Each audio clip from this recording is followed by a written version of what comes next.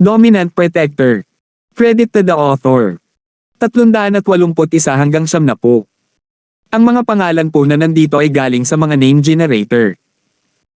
Kaya kung meron man pagkakatulad sa mga pangalan ng totoong tao o lugar, ito ay tunay na hindi sinasadya. Isang baho ang nagsimulang dumaloy patungo sa direksyon ni Harry. Halos masuka siya, nagtaka siya kung ano ang dapat na mangyari at kung bakit napakabango ng amoy nito. Itinapon niya ang trash bag sa tabi sa pag-aakalang dito nanggagaling ang amoy. Tumayo siya at nakita niyang amoy pa rin ito. Lumingon si Harry at sa wakas ay napagtanto na ang amoy ay nagmumula sa tableta sa kanyang kamay. Bakit ganito ang amoy ng tabletang ito? Kumulo ang loob ni Harry sa nakakatakot na amoy. Ganito ba ang amoy nito kanina? Pinag-isipan ito ni Harry ng mas malalim at hindi niya naalala kung ano ang amoy ng tableta bago niya ito durugan sa ilalim ng kanyang paa. Nasasabik siya sa pangungutya kay Jacob na wala siyang pakialam kung ano ang amoy ng tableta. Ito na siguro. Naaliw si Harry sa kanyang sarili sa pamamagitan ng tango dahil ang kulay ng tae ng aso na ito ay masyadong katulad ng sa Peel of Life Extension at Toxin Cleansing. Isang tingin lang niya ito noong nasa kamay niya pa ito bago niya ito dinurog. Hindi niya maalala kung ano ang amoy nito o kung ano ang hitsura ng kulay. Maingat na itinago ni Harry ang dumi ng aso sa kanyang mga kamay at palihim na pumasok sa ballroom nang matiyak niyang walang nakatingin. Pumasok siya at nakita niyang sinalubong siya ng tanong na nagmumula sa titig ng kanyang lolo. Tumango si Harry upang ipahiwatig na matagumpay niyang nakuha ang Peel of Life Extension at Toxin Cleansing. Napabuntong hininga si Miracle Dr. Kang na panatag kung ito ay isang piraso ng kayamanan, kung gayon ito ay magiging labis na panghihinayang kung ito ay napunta sa basurahan ng ganoon. Tiniyak niyang tatawagan si Tommy Lane sa gabi at itanong kung talagang umiiral ito o hindi. Nais ni Tommy na anyayahan si Terence sa kanyang sasakyan, ngunit walang magawa na nalaman niyang sumakay na siya sa kanyang sarili at wala siyang magagawa tungkol doon. Inihatid ni Terence sina Josephine, Jacob, Joralyn, at Martin pabalik sa Starfied. Ibinaba si Josephine sa ospital, pauwi si Joralyn bago pumunta sa usapang negosyo kasama sina Martin at Jacob. Gusto ni Jacob na makasama si Joralyn, nag-aalala na baka masama ang pakiramdam niya pagkatapos niyang makilala si Harry. Ngunit nabalitaan ni Joralyn na may mahalagang kausapin si Terence kay Jacob tungkol dito. Hindi niya gugustuhin kunin ang oras ni Jacob. Umiling siya kay Jacob, may ngiti sa labi. Jacob, may gustong kausapin si Terence bro tungkol sa isang mahalagang bagay. Hindi mo na ako kailangang kasama o anuman, okay lang ako. Mas laman ang pakiramdam ko ngayon. Sigurado ka? Hindi pa rin mapalagay si Jacob kung tutuusin, nasaktan siya ng husto ni Harry. Ito ay hindi isang bagay na maaaring ipagkibit balikat lamang. Haha, naghihintay ako na ipagganti mo ako balang araw. Napangiti si Joralyn. Hindi ko makakalimutan ang sinabi mo ngayon. Sige, hintayin mo ako, ipinapangako ko sa iyo na magagawa ko ito. Hinawakan ng mahigpit ni Jacob ang kanyang kamao. Ngumiti si Terence. Ang pagbibigay niya kay Jacob ng stage para gumanap ay nangangailangan ng sariling pahintulot ni Jacob. Kung hindi niya sineseryoso ang mga bagay-bagay, kung gayon ang pagpapahintulot sa kanya sa posisyon ng kinatawan ni Terence ay gagawin lamang si Jacob na isang taong laging umaasa sa iba na nagpapagulo sa kanyang mga araw. Ang pagiging puno ni Jacob ng sarili niyang espiritu, gayon paman, ay ibang bagay. Hanggat ang pag-iisip ay naruroon kasama ng pagsisikap, ang tagumpay ay hindi maiiwasan. Hanggat may tiwala siya at pangarap, matutupad ang pangarap. Josephine, hindi na ako aakyat pagkatapos kinausap na sila ni Lolo Martin tungkol sa operasyon ng iyong ama. Wala akong magagawa tungkol sa mga buto, ngunit maaari ko siyang bigyan ng gamot para mapabilis ang paggaling ng kanyang mga sugat pagkatapos ng operasyon. Sabi ni Terence habang bumababa si Josephine sa kotse. Dadalhin ko ang mga ito sa iyo Lunes kapag nagsimula ang operasyon. Wala ako sa kanila ngayon. Oo, salamat. Tumango si Josephine nang hindi humindi. Hindi niya alam kung kailan ito nagsimula, ngunit unti-unti na siyang nasasanay, nasanay na kung paano siya inalagaan ni Terence, kung paano siya inalagaan. Sinubukan ni Jacob ang kanyang makakaya na pigilan ang kanyang sarili hanggang sa umalis si Josephine sa sasakyan. Boss, sinasabi mo na ito ay katulad ng gamot ng aking pangalawang lolo sa Golden Creation. Mayroon lamang isang gamot sa merkado na mabilis na makapagpapagaling ng isang pinsala at iyon ay ang gamot na gininto ang paglikha ni Miracle Dr. Kang. Natural lang na makagulat si Jacob na si Terence ay may gamot sa ganoong antas na hawak niya. Dapat pareho. Hindi ko alam kung ano ang hitsura niya o kung anong recipe ang ginagamit nito dahil hindi ko pa ito nakita noon kaya ayokong magdesisyon ngunit ang mga epekto ay dapat na halos pareho. Tumango si Terence. Natigilan si Jacob na unawaan na niya ngayon kung bakit ganoon ang kumpiyansa ni Terence na sinasabi sa kanya na kaya niyang suportahan si Jacob sa pakikipagdigma laban kay Harry at sa pamilya ng kanyang pangalawang lolo. Nagkaroon siya ng ilang mga pagdududa nang sabihin sa kanya ni Terence na ipapalaban niya ang kanyang pangalawang lolo sa kanyang antas, ngunit ipinagmamalaki pa rin ang kanyang deklarasyon upang hindi mapahiya ang kanyang sarili. Nag-alala si Jacob kung ang kanyang matatapang na salita ay magiging biro rin sa huli wala na sa kanya ang mga alalahanin na iyon. Kung si Terence ay may katulad sa recipe ng Golden Creation, kung gayon siya ay higit sa makatwiran na nasa parehong larangan ng paglalaro ng kanyang pangalawang lolo. Ang kumpanya ng gamot ni Miracle Dr. Kang pagkatapos ng lahat ay kumikita ng pera gamit lamang ang Golden Creation. Nakakamangha ka talaga, boss. Saan mo nakuha ang recipe? Ang recipe ng pangalawang lolo ko ay napakabaliw na nakatago kahit ang sarili kong lolo ay hindi alam ang tungkol dito. Napabuntong hininga si Jacob habang nagsasalita. Hindi rin matalino ang lolo ko, hindi man lang niya natiyak na alam niya kung saan nakalagay ang recipe at nagnakaw lang ang pangalawang lolo ko. Ako mismo ang gumawa ng recipe. Nagkibit balikat si Terence, si Jacob ay malapit nang maging kanyang kinatawan, gayon pa man. Dapat siya ay nasa mga pangunahing sikreto tulad nito. Gumawa nito, ang iyong sarili. Nanlaki ang mga mata ni Jacob sa gulat si Terence ay may kakayahang gumawa ng recipe na ganyan. Gaano kahanga-hanga ang isang tao upang magawa ang isang bagay na tulad nito? Sige, siguraduhin mong itago mo yan sa sarili mo, huwag mong sasabihin kahit kanino, tinapik ni Terence ang balikat ni Jacob. Mayroon akong ilang personal na dahilan kung bakit ayaw kong magpakita, kaya sa publiko, ang kumpanyang ito ay pag-aari mo at ni Lolo Martin. Huwag kang mag-alala, boss. Hindi ko sasabihin. Tumango si Jacob, nakiramdam na si Terence ay nagtiwala sa kanya ng husto kaya ginawa siyang kanyang kinatawan. Hindi ko sasabihin kahit kay Jaralyn. Ayos lang si Jaralyn.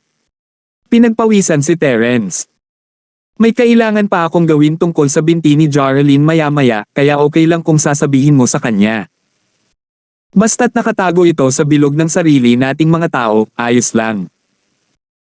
Boss, sa tingin ko ang pinakamagandang desisyon na ginawa ko sa buong buhay ko ay isang beses na umakyat ako sa rooftop para makipaglaban sa tabi mo, nahuli sa init ng sandali at lahat ng bagay. Pag-iisip ni Jacob.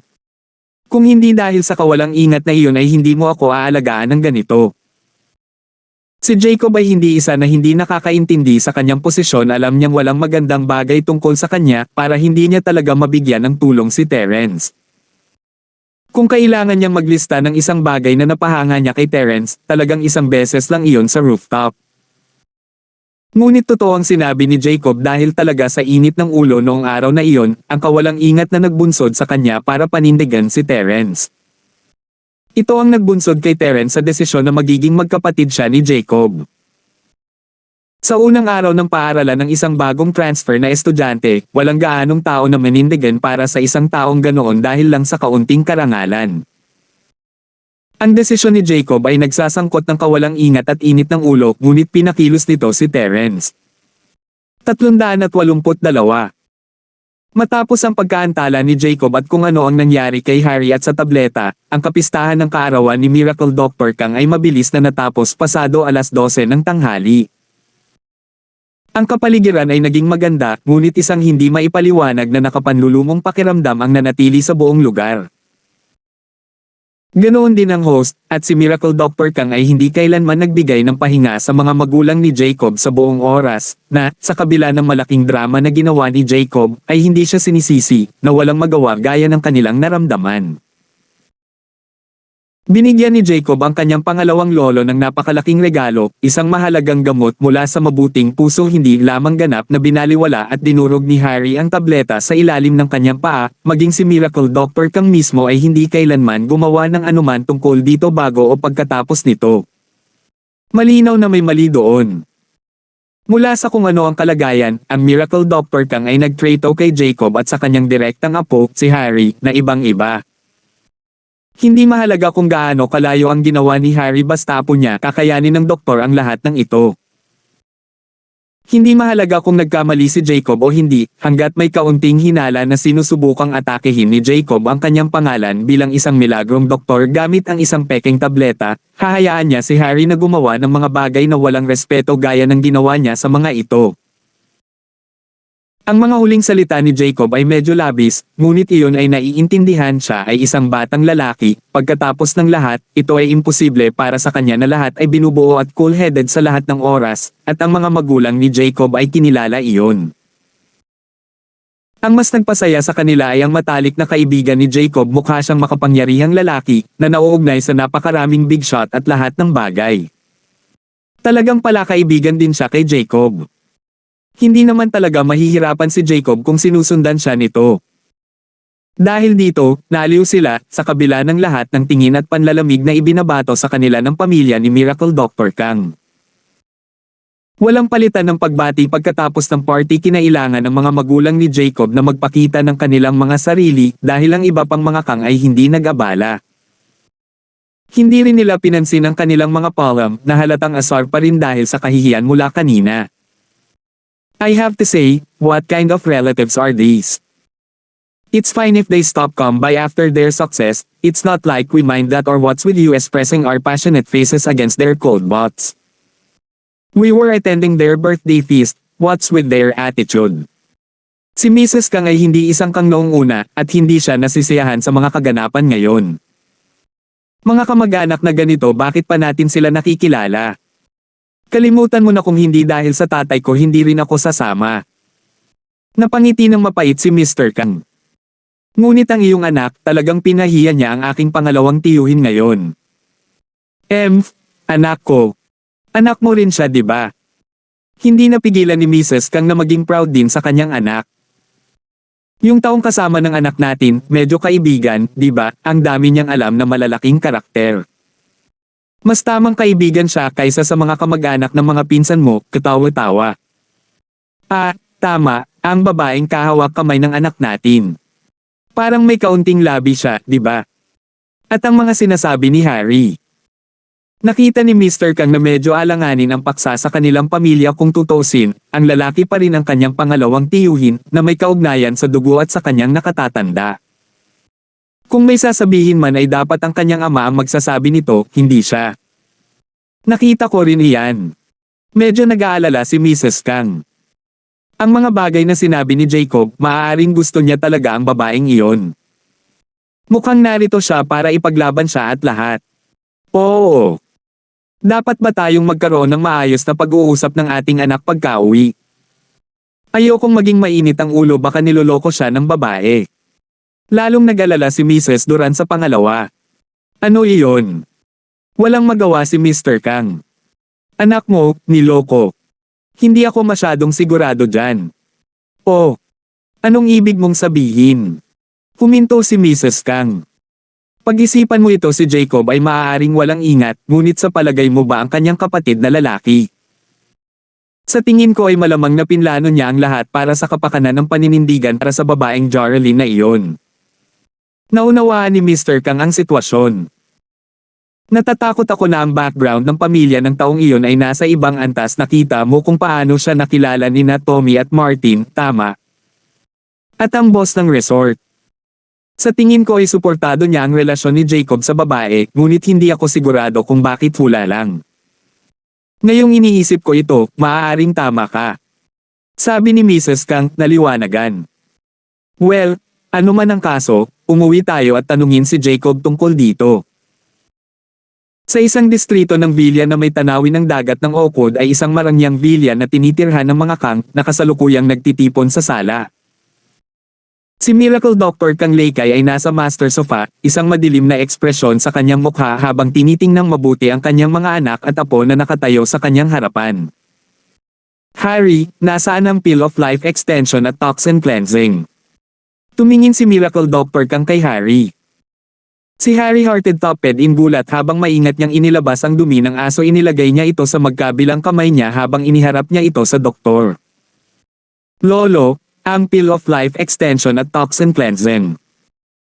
Tumango si Miracle Doctor Kang at itinago ang itim na sangkap mula sa mga kamay ni Harry sa kanyang sarili para sa mas magandang tingnan nang umatake sa kanya ang isang nakakatakot na amoy. Halos masuka ang doktor dahil sa impact. Anong amoy yan, nakakatakot? Lolo, ganyan ang amoy ng Pill of Life Extension at Toxin Cleansing. Nabulunan din ako sa amoy. Maingat na paliwanag ni Harry. Totoo ba ito? Kumunat ang noo ni Miracle Doctor Kang. Ang batang iyon ay hindi masyadong mapagkakatiwalaan. Gilier, hindi ba kayo masyadong malapit kay Tommy?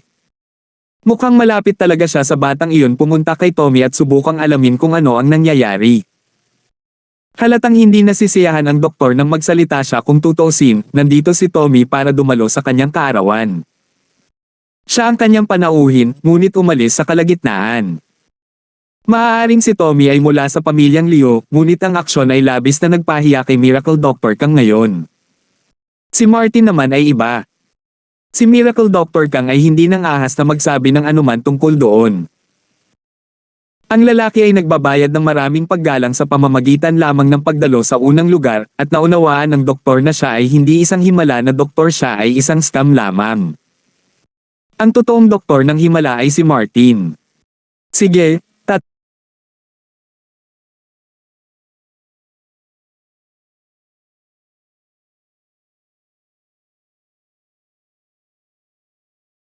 Leo or Lane. Sige, tatawag ako kaagad. Tumango si Gilier at naglakad palayo habang inilabas ang kanyang telepono. Natahimik sandali ang silid, tahimik na naghihintay ang lahat kay Gilier na tapusin ang tawag sa telepono. Hello. Tommy, kapatid ko. Ako si Gilier Kang. Ang Gilier ay talagang nasa kasiya siyang panig pagdating kay Tommy. Kung tutusin, kailangan ng mga Kang na umasa sa impluwensya ni House Lane sa maraming lugar para sa kanilang negosyo sa Iron Lake. Sa pagtatapos ng araw, ang lahat ng Miracle Doctor Kang ay isang recipe ng himala. Hindi siya isang tunay na doktor ng himala, at nangangahulugan iyon na walang dahilan para sa makapangyarihang mga pamilyang ito na subukan at pasayahin sila. Kabaligtaran naman nito, ang mga Kang ang kailangang pasayahin sila para sa pagpapalawak ng kanilang negosyo. Para sa karaniwang tao, ang mga Kang ay isang pamilya ng kapangyarihan, sa itaas ng mga ulap. Napakahirap para sa isang tao na makuha ang kanilang mga kamay sa isang bote ng Golden Creation, ngunit hindi iyon ang kaso pagdating sa makapangyarihang mga pamilya. Maaari nilang makuha ang kanilang sarili ng mas maraming Golden Creation ayon sa gusto nila, walang pakialam kung may stock o wala. Ito ang dahilan kung bakit walang sino man ang talagang umasa sa Miracle Doctor Kang. Para sa anumang bagay sila ay nasa ibang posisyon kung iyon ang nangyari. Shoutout ang Miracle Doctor sa God Doctor, Godly Doctor, Godlike Doctor. You get the idea. Sumama ako sa Miracle Doctor dahil mas nakakaakit ito. 383. Oh, Lil, Bro Gilier. May apurahin akong gagawin ngayon, kaya maaga akong umalis pa umanhin, pasensya na talaga. Maaaring sinasabi iyon ni Gilier, ngunit hindi niya sinusubukang humingi ng tawad kahit kaunti. Medyo hindi nasisiyahan si Gilier, ngunit wala siyang magagawa tungkol dito. Ano pa ang magagawa niya kapag kailangan niyang umasa kay Tommy para sa order ng gamot ng militar? Haha, ayos lang, ayos lang. Ngumiti si Gilier na parang wala lang. By the way, Kuya Tommy, may itatanong ako sa iyo. Iyong kaibigan ng pamangkin ko, kilala mo ba siya? Oh, Mr. Linford. Siyempre, kilala ko siya. Sabi ni Tommy sabay haha. Oh, tapos ang pamilya niya. Gustong malaman ni Gilier kung saan nanggaling si Terence. Haha, siguradong bagay. Sabi ko, Bro Gilier, bakit mo ito hinihiling? Mahinang tanong ni Tommy. Wala lang, iniisip ko lang yung Pill of Life Extension at Toxin Cleansing na niregalo niya ngayon, parang may alam ka dyan Kuya Tommy. Sinubukan ni Gilier. Iyon. Haha. Magandang bagay ito. Maganda ang ideya ni Tommy kung ano ang gusto ni Terence, at iyon ay para magsisi ang mga kang sa panig ni Miracle Dr. Kang. Hindi niya iisipin na magbunyag ng impormasyon na haantong sa panghihinayang, ngunit ang tunay na impormasyon ay hindi ilalabas sa kanyang mga labi. Magandang bagay. Ibig sabihin may alam ka, Kuya Tommy. Natigilan si Gilier, walang dahilan para gumawa ng ganito si Tommy. Pagkatapos ng lahat, siya ay si Tommy ng House Lane. Kahit na malapit siya sa kanya, hindi siya magsisinungaling para sa kapakanan ni Terence. Bilang resulta, sinimulan ni Gilier na makitang totoo ang Pill of Life Extension at Toxin Cleansing. Bagamat maaaring nasa tamang track si Gilier, hindi siya ganap na tumpak magsisinungaling talaga si Tommy kung hiningi ni Terence ang tulong na iyon at gagawin iyon ni Tommy nang walang pag-aalinlangan. Haha, huwag na nating pag-usapan iyon, hindi ito isang bagay na basta-basta na lang itatapon. Isang haha, ulit ang ginawa ni Tommy. Nga pala, Gilier, babalik ako sa lalong madaling panahon, ibabalik ko ang aking matanda sa Iron Lake. Hanem. Kuya Tommy, hindi ba narito si Elder Lane para pagalingin siya ni Miracle Dr. Larkins? Bakit siya babalik? Huminto si Gilier. Haha, gumaling na siya, syempre. Gusto pa niyang bilhan ko siya ng 4 na uri ng pananim para sa kanyang hardin. Tumawa si Tommy. Gumaling. Nagulat si Gilier sa balita. Hindi ba sinabi ni Miracle Dr. Larkins na ang pangmatagalang acupuncture lang ang gagana? Haha, hindi ako magbibiro tungkol sa katawan ng aking matanda, hindi ko siya iuuwi kung hindi siya gumaling. Tumawa si Tommy. Sige, kakausapin kita sa susunod, hinihiling ako ng aking matanda na sumama sa kanya sa dance rug. Ano? Hindi makapaniwala si Gilier sa kanyang narinig. Dance rug. Edmondo Lane, ang matandang iyon. Sa isang dance rug. Nagkaproblema ang lalaki sa paglalakad lang. Ngunit naputol ang telepono bago pa makapagsalita si Gilier tungkol doon. Mamantong hininga siya at naglakad pabalik sa grupo, ang kanyang ekspresyon ay nagtatampo. Paano nangyari? Natigilan si Miracle Dr. Kang matapos makita ang pagmumukha ng kanyang anak. Hindi nakatanggap ng direktang sagot, ngunit mukhang ito ay talagang magandang bagay.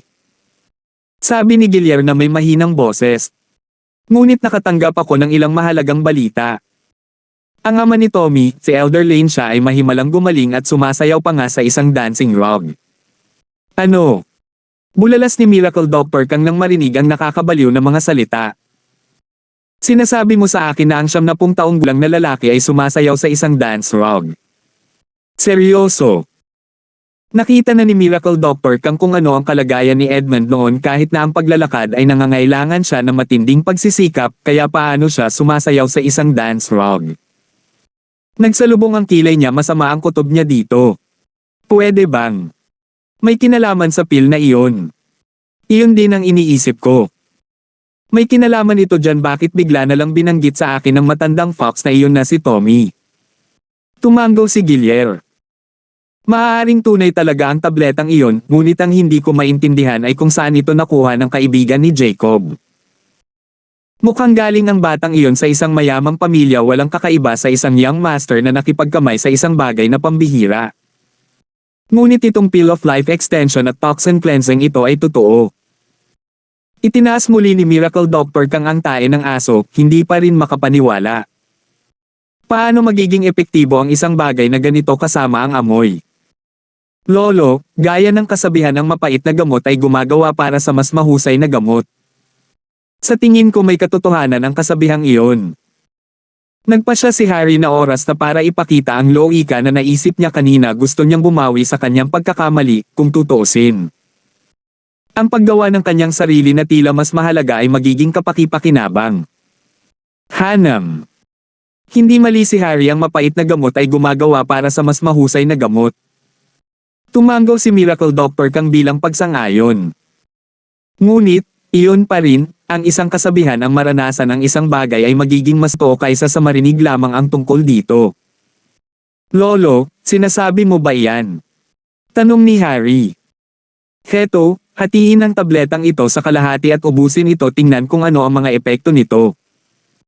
Sabi ni Miracle Doctor Kang pagkatapos ng ilang pag-aalangan. Ako. Akala ni Harry kakainin ito ng kanyang lolo, hindi niya akalain na siya iyon. Ano ang mali?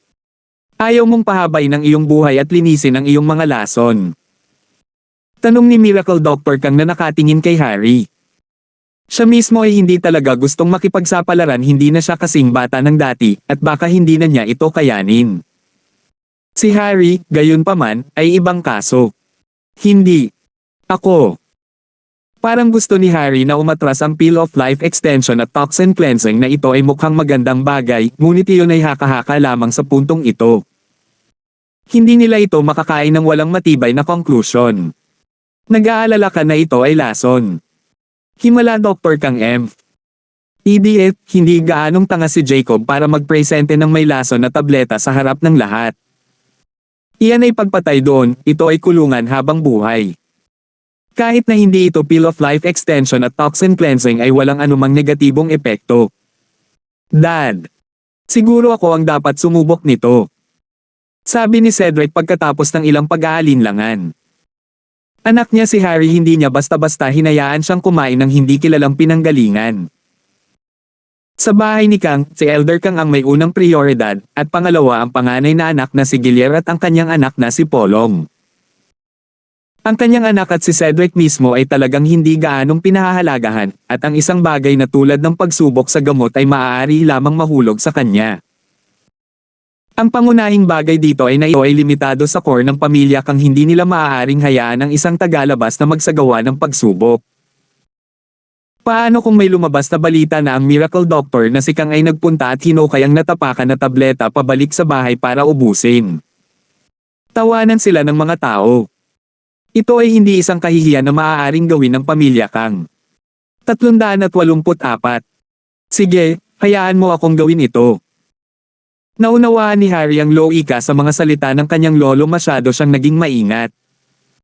Ngayong naisip niya ito, halatang hindi lang sila bibigyan ni Jacob ng lason. Hindi siya tanga. Maghuhukay na lang siya ng sarili niyang libingan kung ganoon. Kung tutuusin, siya ang unang target ng hinala kung may nangyari sa isang miyembro ng pamilya ni Miracle Doctor Kang. Dahil dito, naramdaman ni Harry na mas mabuti kung siya ang susubok nito. Kung tutuusin, kahit na hindi ito nakinabang sa kanya ay hindi pa rin niya isasapanganib ang kanyang kalusugan. Ang pagpapainom ng tableta sa kanyang ama ay lalong magpapalaki sa paghamak sa kanya ng kanyang lolo. Inanunsyo niya ang desisyong iyon ng may mga ngipin. Ang mga salita ni Harry ay nagulat kay Miracle Doctor Kang, hindi niya inaasahan na ang kanyang duwag na apo ay aktibong nag-aalok ng pagsusuri sa gamot. Tuwang-tuwa siya sa desisyon ni Harry. Mabuti. Harry, hindi ko akalain na darating ang araw na ganito para lumaki ka. Huwag kang mag-alala, kung mapatunayang matagumpay ang pagsasaliksik sa tableta, bibigyan kita ng bahagi para sa kita mula sa gamot. Ang balita ay ikinagalak ni Harry kung ang pananaliksik sa Peel of Life Extension at Toxin Cleansing na ito ay naging isang tagumpay, malamang na ang mga kita ay nasa parehong antas ng kita ng Golden Creation. Ang pagkakaroon ng bahagi sa lahat ng iyon ay lubhang sulit na ipagdiwang. Sa mga ikatlong henerasyong Kangs, kahit si Polong ay walang anumang bahagi sa lahat ng kahusayang mayroon siya.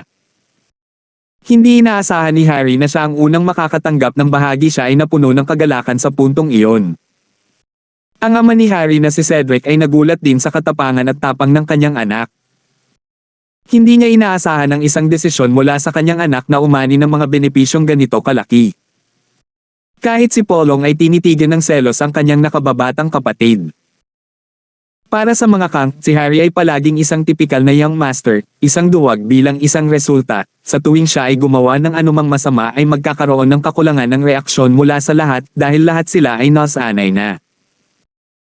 Ang kailangan lang niya ay biglang gumawa ng isang bagay na makatuwiran ng isang beses at ito ay sorpresa sa lahat.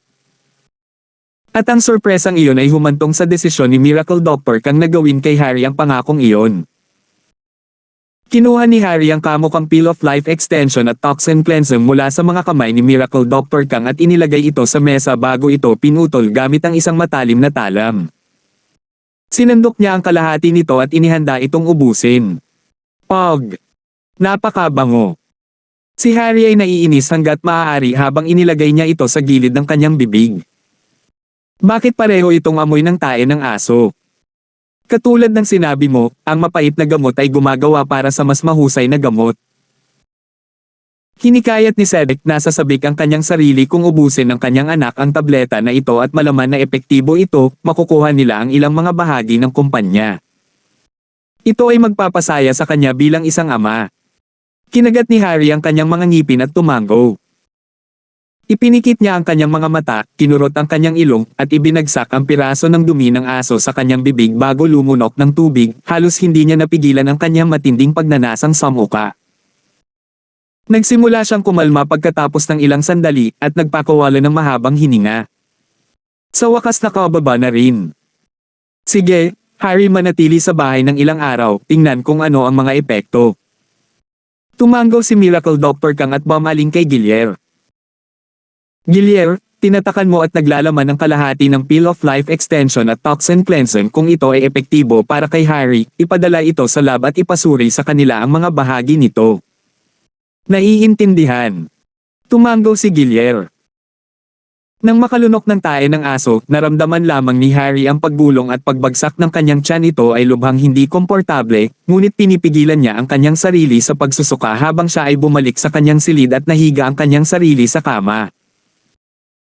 Kailangan sabihin ng isa na si Harry ay talagang itinuturing na maswerte ang bahagi ng tae ng aso na nainom niya ay nagkataon na may mga labi ng Pill of Life Extension at Toxin Cleansing.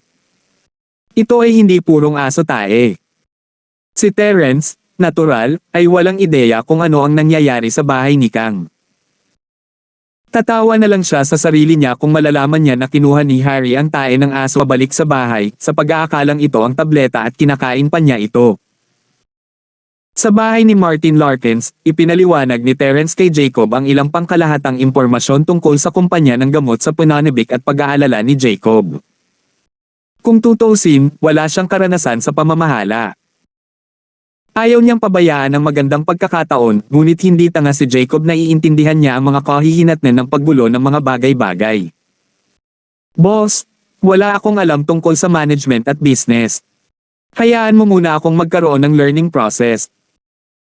Huminahon na si Jacob mula sa pananabik sa puntong iyon kahit na mainit ang ulo niya, nagawa niyang iayos ang sarili at inisip ang problema pagkatapos ng init ng ulo. Ang nangyari kay Jarelyn at kung ano ang nangyari sa rooftop ay mga halimbawa ng mga pagkakataon ng mahinahong isipin ni Jacob ang kanyang mga nadagdag at natalo pagkatapos ng mga pangyayari. Ang mga salita ni Jacob ay naglagay kay Terence sa medyo mahirap na posisyon. Si Martin ay isang scholar, natural na walang karanasan sa pamamahala ng isang kumpanya. Higit pa kay Terence. Kakayanin niya ang mga assassinations, ngunit ang pamamahala ng isang kumpanya. Iyon ay wala sa tanong. Ngunit may katuturan si Jacob, wala rin siyang karanasan. Sa puntong iyon kung saan napagtanto ni Terence sobra niyang pinasimple ang ilang bagay. Ito ay hindi kasing simple ng pagkakaroon lamang ng isang recipe. Gayunpaman, ayaw ni Terence na isama ang mga taong hindi niya pinagkakatiwalaan sa pangunahing pamamahala ng kumpanya. Una, si Terence mismo ay isang sikreto. Ayaw niyang ihayag ang sarili sa publiko at ipaalam sa lahat na siya ang pinagmula ng recipe. Ito ay lalo na kapag isinasaalang-alang kung paano siya ay nasa gitna pa rin ng isang misyon. Siya ay wala sa posisyon upang maging multitasking. Terence, narito ang iniisip ko, humanap ng isang profesional na manager na mapagkakatiwalaan natin, at pangunahing gaganap ako bilang vice chairman sa pangalan, o iba pang titulo tulad ng pinuno ng departamento ng pananaliksik. Ako na lang ang mananagot sa pagtulong sa mga promosyon. Mungkahi ni Martin. Tungkol sa kumpanya, maaari nating hayaan sina Jacob at Josephine na kunin ang mga posisyon sa lupon na kinasasangkutan nila sa paggawa ng patakaran at mga estratehiya, ngunit hindi sa pamamahala ng operasyon ng negosyo. Magandang ideya, ngunit ang problema dito ay ang paghahanap ng manager na mapagkakatiwalaan natin. Tumango si Terence. Ngunit hindi magiging madali ang paghahanap sa taong iyon. Hindi iyon isang bagay na maaari nating madaliin.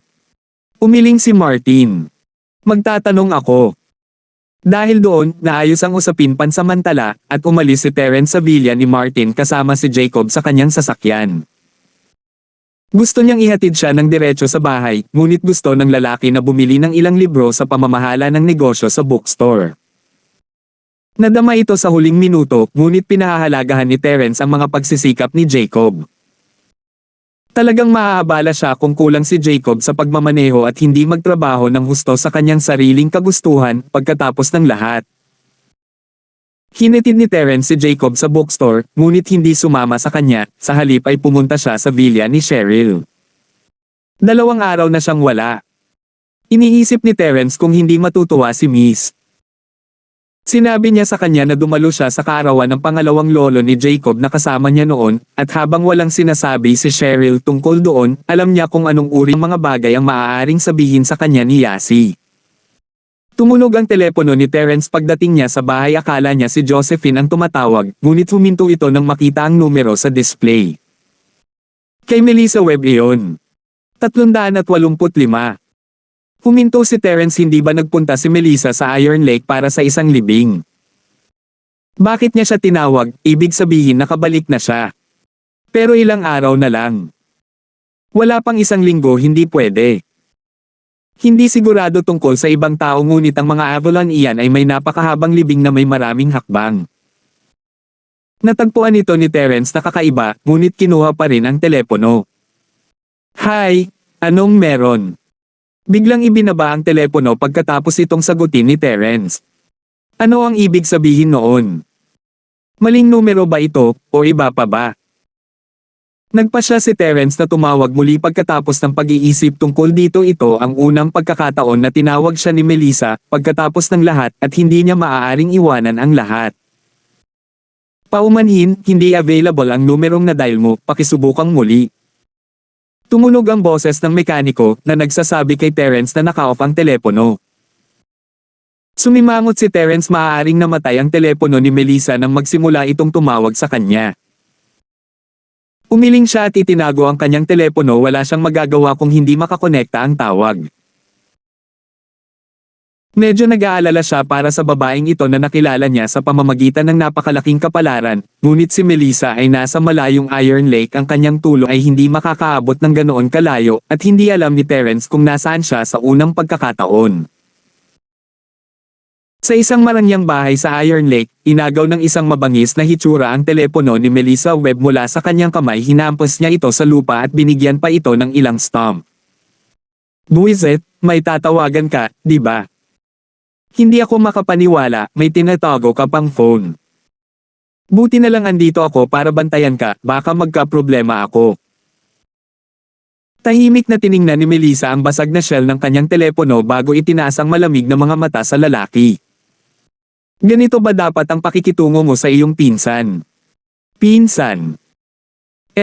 Bakit hindi mo muna iluwa ang mana ng pamilya Turner natin? Napa-emph ang lalaki. Ayon sa testamento ni Lolo, pinakasalan kanya sa iba.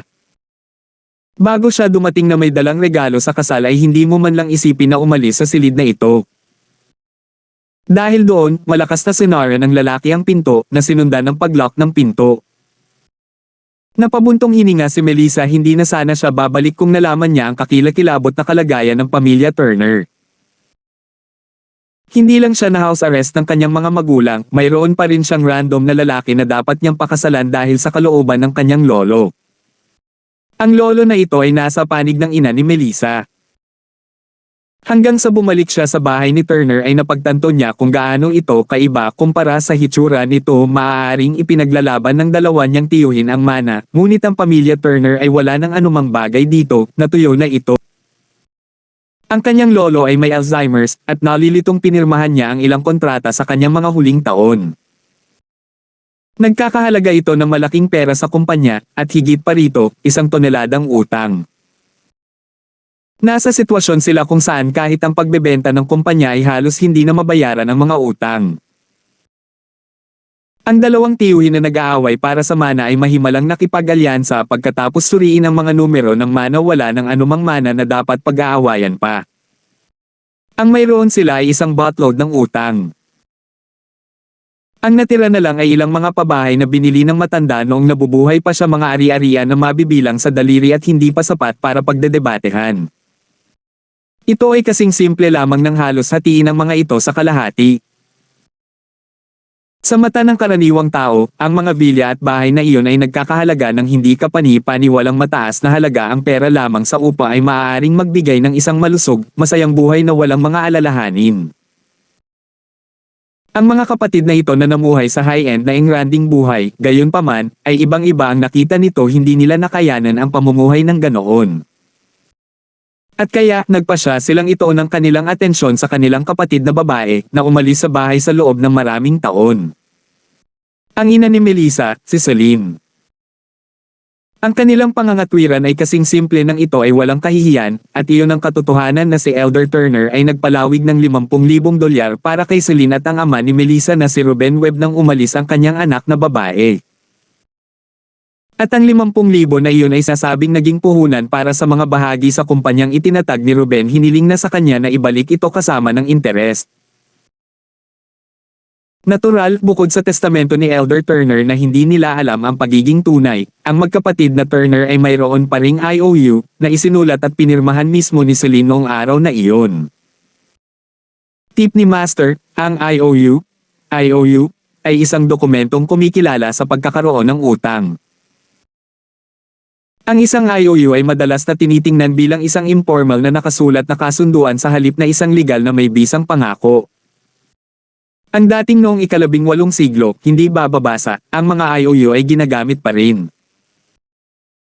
Kahit na nakipaghiwalay siya sa pamilya at tumakas kasama si Ruben, anak pa rin ni Elder Turner si Celine, para doon, binigyan niya ito ng 50,000 para sa paglalakbay para magkaroon siya ng pinansyal na seguridad.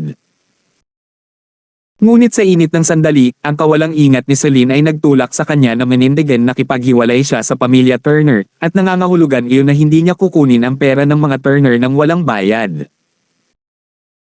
Pagkatapos ay sumulat siya ng IOU kay Elder Turner na nagsasabi na babayaran niya ang pera ng may interes kung yumaman sila.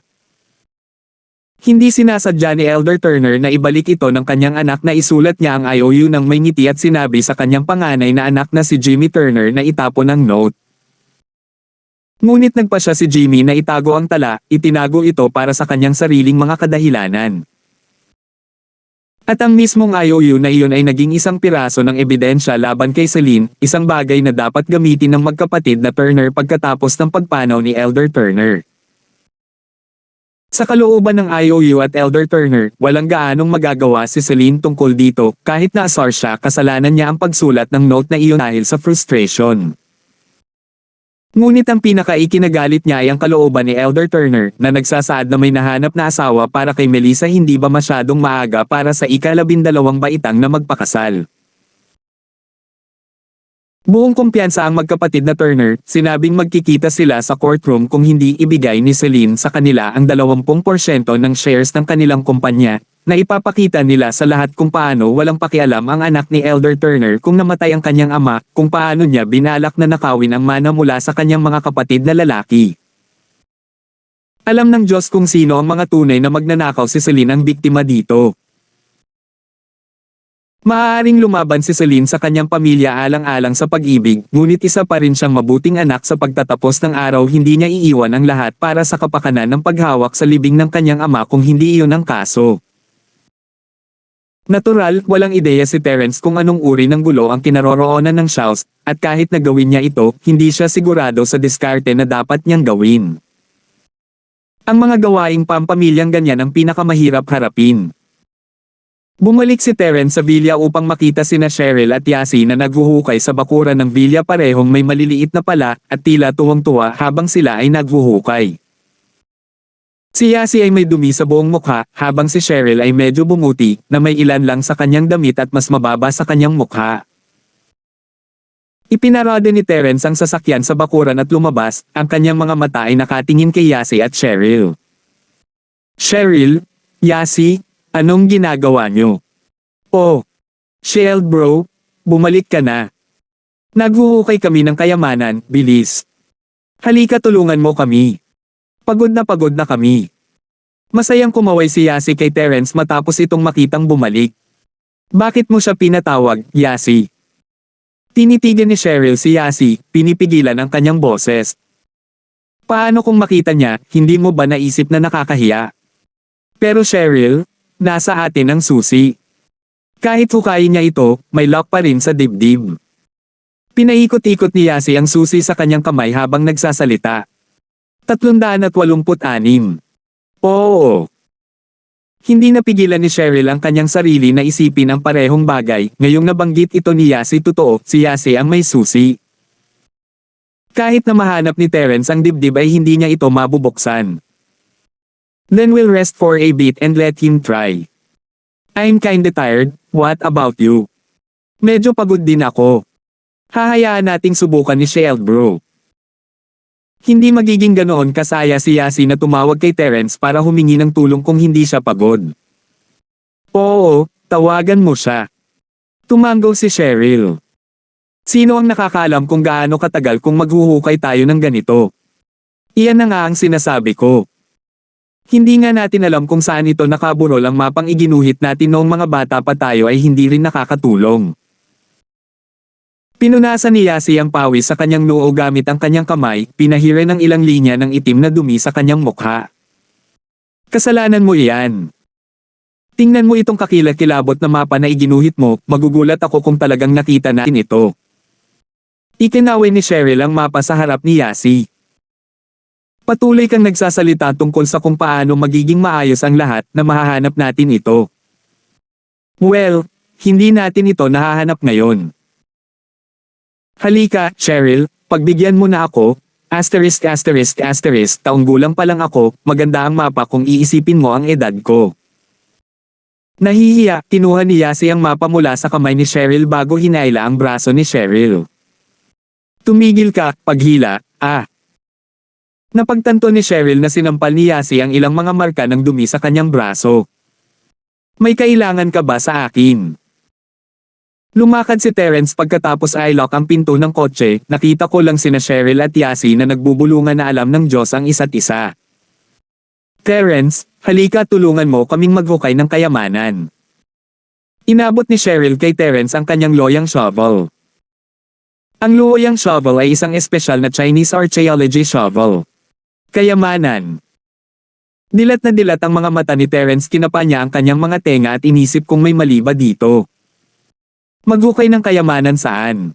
Dito. Itinuro ni Yasi ang lupa sa bakuran. Sa bakuran ng bilya. Napakurap si Terence. Seryoso ka ba? Wala namang kayamanan na nakabaon lang sa bakuran, di ba? Masyado ba kayong nanood ng sine? Parang 10 taong gulang ang bilya na ito, walang nakabaon na kayamanan. Siyempre meron, kami. Sasabihin na sana ni Yasi kay Terence na sila ang libing nito nang pigilan siya ni Cheryl. May nakabaon na kayamanan dahil sinabi namin. Sinaman ng tingin ni Cheryl si Yasi, hindi nila maipapaalam kay Terence na sa kanila iyon, paano kung buksan niya ito para silipin pagkatapos hukayin. Sige. Tiningnan ni Terence ang kakaibang eye contact na ginagawa ng dalawang babae sa isa't isa at tumanggo. It wasn't much trouble anyway, might as well do what the miss said. Saan ako maghuhukay? Sa bakuran lang. Hukayin mo kung saan sa tingin mo naroon ang kayamanan. Maliban sa kanyang luhoyang shovel, si Cheryl ay mayroon pa ring ibang kagamitan tulad ng pick at ilang lubad. Eto, Shield bro, bibigyan kita ng treasure map. Ibinigay ni Yasi ang treasure map na iginuhit niya noong maliit pa siya. Gamitin ito bilang sanggunian. Okay. Tumanggo si Terence habang kinukuha ang treasure map, inihahanda ang sarili para sa trabaho. Walang magawang tiningnan ni Cheryl si Yasi bago siya hinaila palayo saglit. Ano ang problema mo, paano mo maibibigay kay Terence ang mapa ng kayamanan? Nako. Okay lang, ako ang nag-drawing nito, kaya ako pa rin ang mapapahiya, walang pakialam si Yasi.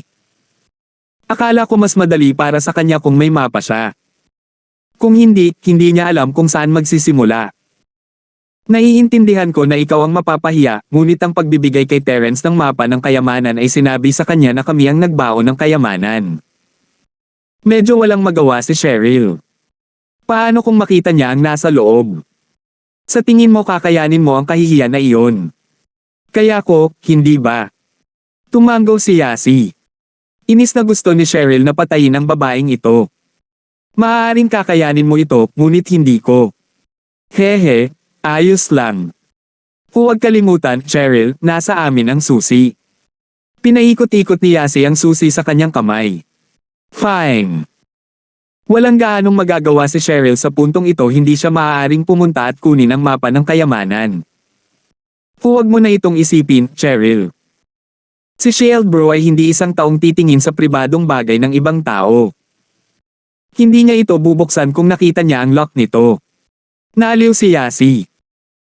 Tumanggaw si Cheryl bilang pagsang-ayon ito ay totoo, si Terence ay hindi isang aktibong sumisira sa privacy ng ibang tao. Ni minsan ay hindi siya umakyat sa lugar kung saan natutulog si Yasi at ang mga ito, na ipinoposisyon din si General Wilson doon ay maaaring talagang hindi kailangang lumipat. Ito ay talagang huli na impormasyon, ngunit ang ibig sabihin ng Weiwo, Wilson, ay badass, mahusay, at iba pa. Dahil doon, nagretiro sa villa ang pagod na si Cheryl at Yasi. Nandito sila sa paghuhukay sa buong hapon noong nakaraang araw, pagkaalis ni Terence, at sa buong araw na iyon. Parehong natatakpan ng pawis at dumi ang dalawa, lalo na si Yasi, na mas marami sa mukha kumpara kay Cheryl. Umakyat muna sila sa itaas para sa shower, pagkapasok kailangan nilang maglaba at magsuot muna ng malinis na damit. Naghintay si Terence hanggang sa makaalis ang dalawang babae bago tumingin sa mapa na ibinigay sa kanya ni Yasi. Ano ito, mapa ba ito? Inisip ni Terence kung nakakita na ba siya ng mapa na may kapansanan. Sa mapa ay isang aso, na, sa hitsura nito, ay isang mini na bersyon ng Great General Wilson, marahil noong mas bata pa ang aso. Sa tabi ng aso ay isang sandbag, at sa tapat ng sandbag ay dalawang backpack. Ang kayamanan, sa kabilang banda, ay matatagpuan sa pagitan ng tatlong tagapagpahiwatig na ito. Ang triangular positioning ay matalino at lahat ng bagay, ngunit saan ang impyerno ay dapat pumunta si Terence upang hanapin ang mga palatandaang ito. Nabuhay si General Wilson. Lumipat ito. Ang sandbag ay alam na ngayon ng Diyos, at ang dalawang bag, na malamang na pag-aari ng dalawang babae, ay malamang na itinapon sa puntong ito. Si Terence ay medyo hindi nakaimik, si Yasi lang ang dapat gumuhit ng mapa ng kayamanan na napakalakas. Hindi nakakagulat na wala silang mahanap kahit na may mapa, ito ay katulad ng wala. Ang miss ay nagtalaga sa kanya ng isang mataas na antas ng pagtatalaga. Napakunot noo si Terence sa mapa ng kayamanan, hindi pa kumikilos, walang paraan na ibalik niya ang bawat pulgada ng dumi para hanapin ang mapa, kailangan niyang makaisip ng shortcut. Inihagis niya ang luhoyang shovel sa lupa, iniisip kung saan nakuha ng mga babaeng ito ang lahat ng pambihirang kagamitan. Siguradong marami silang nanonood ng mga pelikula para makakuha ng luhoyang shovel, isang normal na palalang ay sapat na para maghukay sa sarili nilang bakuran. Siyempre, hindi alam ni Terence ang mga pagsisikap na pinagdaanan ni Uncle Fo para makuha ang luhoyang shovel na ito. Tinawagan siya ng miss kahapon para humingi ng isa, ipinapaliwanag na gusto niyang maghukay ng kayamanan kapag tinanong kung bakit niya kailangan nito. Si Uncle Fo ay hindi nagtatanong ng ano.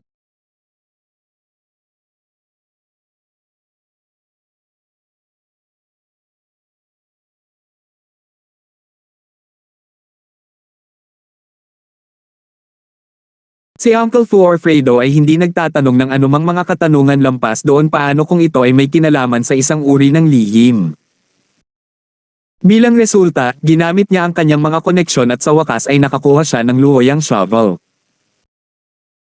Tumalikod si Terence at naglakad pabalik sa villa, nakita si General Wilson na walang ginagawa sa paanan ng hagdanan, tapat na tinutupad ang utos ni Cheryl. 387. Ikaw. Halika dito. Si Terence ay gumawa ng kilos kay General Wilson, hindi alam kung maiintindihan siya nito. Ang kilos ay kadalasang gumagana lamang sa wastong sinanay ng mga aso. Ngunit si General Wilson ay tila isang matalinong aso na nakatanggap ng propesyonal na pagsasanay, masyadong ito ay sumabay na tumugon sa kilos. Bagamat takot kay Terence Wilson, hindi ito nang ahas na ipakita iyon sa labas, kumikilos lamang na parang masaya at lahat. Sa ganang kanya, si Terence ay mukhang kaya niyang patayin siya para sa kanyang karne nang walang anumang babala. Dinala ni Terence si Wilson sa bakuran. Nang walang gaanong sinasabi, inilagay niya ang mapa na iginuhit ni Yasi sa harap nito, itinuro ito, at ipinakita sa aso ang isang malamig na ngiti sa kanyang mukha. Isang panginginig ang bumagsak sa gulugad ni Wilson, pinatuwid ang lahat ng buhok nito ang pakiramdam ng nalalapit na pagkakatay ni Terence ay tumindi ng segundo. Ngunit si Wilson ay hindi nang ahas na tumakbo, alam nitong tiyak na hindi mahihirapan si Terence na makuha ito sa sandaling ito ay lumipad. Magbubunga lamang ito ng mas matinding pagtatapos. Kaya naman, inipon ni Wilson ang kanyang lakas ng loob upang tingnan ang mapa na ipinakita ni Terence, mukhang pamilyar ito, at si Wilson ay may pangkalahatang ideya kung ano ang gustong ipahiwatig ng lalaking ito. Sa totoo lang, nakita ni Terence na ang aso ay medyo mataas ang IQ dahil naintindihan ni Wilson ang kanyang intensyon. Umupo si Terence at ginulo ang luhoyang shovel. Si Wilson, sa kabilang banda, ay pawis na pawis, natatakot na ang kaunting sama ng loob ay masira ang bungo ni Terence gamit ang palaagad itong bumangon at nagsimulang tumingin sa paligid sa bakuran. Natural, tiniyak ni Wilson na mapanatili ang bilis na hindi magmumungkahi ng pagtakas para maiwasan ni Terence na hindi maintindihan ang mga intensyon nito. Ang mga galaw ni Wilson ay isang malaking sorpresa kay Terence. Ito ay medyo isang aso. Naintindihan pa nito kung ano ang ginagawa niya sa kanyang mga pagbabanta at lahat. Marahil ito ay nanggaling sa ibang mundo. Ilang sandali pa ay huminto si Wilson para kumamaw sa dumi, naglabas ng tahol kay Terence. Tumango si Terence, iniisip niyang subukan ang swerte niya sa aso, ngunit hindi niya inaasahan na magiging maaasahan at mabilis si Wilson. Ginamit niya ang luhoyang shovel sa kanyang mga kamay at nagsimulang maghukay. Hindi nagtagal ay nakarinig siya ng ding na ikinagulat niya. Hindi niya akalain na magiging ganito kadaling hanapin. Nasiyahan, tumango si Terence kay Wilson, sinabi dito na libre itong pumunta bago niya hinukay ang kaba ng kayamanan. Ito ay natatakpan ng mga batik ng kalawang. Masasabi ni Terence na ito ay isang napakagandang metal chest, ngunit ang mga taon na ito ay inilibing ay kinakalawang ito ng labis na ang buong istruktura ay nagbago. Mayroon ding maliit na kandado na kinakalawang at nasira na, wala ng silbi. Kailan ito inilibing? Si Cheryl at Yasi ang naglibing, di ba? Naisip ni Terence na malaki talaga ang posibilidad kung isasaalang-alang ang treasure map na ibinigay ni Yasi sa kanya. Walang imek, binuksan niya ang dibdib. Naturally, hindi gagawin iyon ni Terence kung may lock ito, ngunit ngayong nasira na ang kandado ay sumabay na lang si Terence at binuksan ito. Sa loob ng treasure chest ay isang oil paper bag. Ang panlabas na bahagi ng dibdib ay maaaring kinakalawang kasama ang pagkasira ng lock nito. Ang loob ay ginawang napakahusay, nilagyan ng hindi tinatagusan ng tubig na patong, mga unan at lahat sa lahat ng mga taon na iyon ay ginawa lamang ng kaunting basa ang loob na iniiwan ang bag na ganap na hindi nagalaw. Ang kaba ng kayamanan ay hindi maaaring maging mura, ngunit ito ay hindi anumang bagay na sapat na mahal para alalahanin ang dalawang miss. Kinuha ni Terence ang oil paper bag at binuksan ito para makakita ng mas mahigpit na nakaimpake na mga layer. May mga plastic wrap din sa ilalim ng oil paper. Siya ay dumaan sa lahat ng mga balot at dumating sa dalawang sachet. Sa kanyang sorpresa, so ito ay ang dapat na kayamanan. Bubuksan na sana niya ang isa sa mga sachet nang may biglang sumigaw mula sa kanyang likuran na ikinatakot niya na muntik na niyang mailabas ang sachet. Bumalik siya upang makita si Cheryl na tumatakbo palapit sa kanya na may nakatapis na tuwalya sa hangin, na pinakanakang naglalantad sa kanyang mahaba, makinis, mga hita. Hindi masyadong nakikita ni Terence ang mga dilag, ngunit napalunok siya sa tanawin. Matangkad at may proporsyon ang katawan ni Cheryl, hindi kasing busty ni Yasi, pero bihira talaga. Ayaw ni Terence na sumilip sa kanyang miss, pero ngayong iniharap na ito sa kanya ay hindi na masakit kung titingnan niya. Naramdaman ni Cheryl kung saan nakatutok ang tingin ni Terence, namumula habang inagaw niya ang sachet mula kay Terence bago ngumisi sa kanya. Walang hiya. Dahil doon, tumalikod siya at mabilis na bumalik sa villa, sinisiguradong hindi siya tatakbo sa pagkakataong ito, sa halip ay mabilis ngunit maliliit na hakbang. Isang mapait na ngiti lang ang ibinigay ni Terence mahusay, nakagawa siya ng masamang impresyon kay Miss. Bagamat sa totoo lang, ang dalaga ang tumatakbo at inilalantad ang kanyang mga hita para sa kanya, hindi ito tulad ng lumakad ito palapit sa kanya para sumilip o ano paman. Nang malungkot, naglakad pabalik si Terence sa villa upang makita ang isang bakanteng sala na kaakyat na sina Cheryl at Yasi. Hindi alam ni Terence ang sasabihin. He'd been trying to be a nice guy and everything pero tinatrato siya na parang may ginawa siyang masama. Ang paghuhukay ng kayamanan para lamang sa kanila upang magantimpalaan ang tawaging walang hiya. Naisip ni Terence na ang pagsilip ng sigurado ay mahirap. Maya-maya ay bumaba sina Cheryl at Yasi na isuot ang kanilang solemna at maayos na pijama ng walang anumang chinks para masilip ni Terence. Ngunit hindi napigilan ni Terence na makaramdam ng labis na pagkakamali. Nagsuot pa nga si Cheryl ng shorts minsan, hindi ba't matalantad ang balat kaysa sa maliit na insidente ng tuwalya na iyon. Kasing stimulating nang nakita niya ang malabong imahe ng mga hita na may tuwalya na gumagalaw sa harap nito, wala pang anumang makabuluhang visual na na-appreciate niya. Isang tingin sa mukha ng huwes na ipinupwesto ni Cheryl ay nagtulak kay Terence na mabilis na umupo sa sofa, naghahanda na manood ng TV na parang wala siyang kinalaman sa kung ano man ang nangyayari. Ahem. Lalo lang nairita si Cheryl sa kawalan ng kamalayan ng lalaking ito sa kasalanang nagawa niya.